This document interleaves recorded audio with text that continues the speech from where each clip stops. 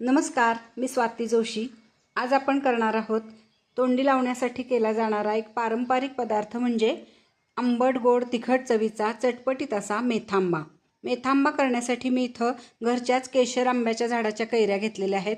कैऱ्या स्वच्छ धुवून पुसून कोरड्या केल्या, त्याची साल काढली आणि आता कट करून त्याच्या फोडी करून घेतलेल्या आहेत। अगदी कमीत कमी साहित्यात मेथांबा करून तयार होतो। कढईमध्ये 2 चमचे तेल गरम केले आहे, त्यात जिरे मोहरीची फोडणी करून घेतली। जिरे मोहरी छान तडतडल्यानंतर आता त्यात मेथ्या घालून घेते। मेथ्यासुद्धा छान गुलाबी रंगावर तळलेल्या आहेत। आता हिंग घालून घेते। ह्या तळलेल्या मेथ्या मेथांबा खात असताना खायला खूप छान लागतात। हिंग, थोडीशी हळद घालते। हिंग, मेथी, हळदीची खूप छान खरपूस अशी फोडणी बसलेली आहे। त्यावर या चिरलेल्या कैरीच्या फोडी घालून घेऊ आणि 2 मिनिटांसाठी परतून घेणार आहे। आता ह्या केशर आंब्याच्या फोडी असल्यामुळं कैरीच्या थोड्याशा पिवळ्या दिसत आहेत। तुम्ही कच्ची कैरी थोडी कडक घेतली तरी सुद्धा चालते, फक्त कैरीच्या आंबटपणानुसार गुळाचं प्रमाण कमी जास्त करू शकता। कच्च्या कैरीचा मेथांबा सुद्धा खायला खूप छान लागतो।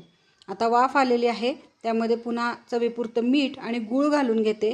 पुन्हा एकदा सगळं मिक्स करून झाकण घालून वाफ येऊ देणार आहे। असा हा आंबट गोड तिखट चवीचा मेथांबा भातासोबत, पोळीसोबत, ब्रेडला लावून सुद्धा खायला खूप छान लागतो। आता ह्या गुळाच्या पाकामध्येच ह्या सगळ्या कैरीच्या फोडी शिजलेल्या आहेत। मेथांबा करत असताना पाण्याचा वापर अजिबात करायचा नाही।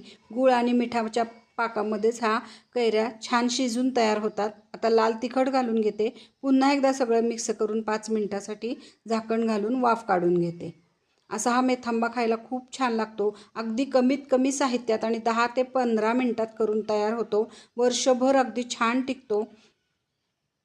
वा, मस्त कलर आलेला आहे, तुम्ही इथं बघू शकता। एकदम छान मऊ अशा ह्या फोडी शिजलेल्या आहेत। काचेसारखा अगदी ट्रान्सपरंट कलर आलेला आहे। फोडी अशा मऊ झाल्या की आपण ओळखायचं आपला मेथांबा करून तयार आहे। तर आता थंड झाल्यावर कोरड्या काचेच्या बरणीत भरून घेऊ। वा, मस्त।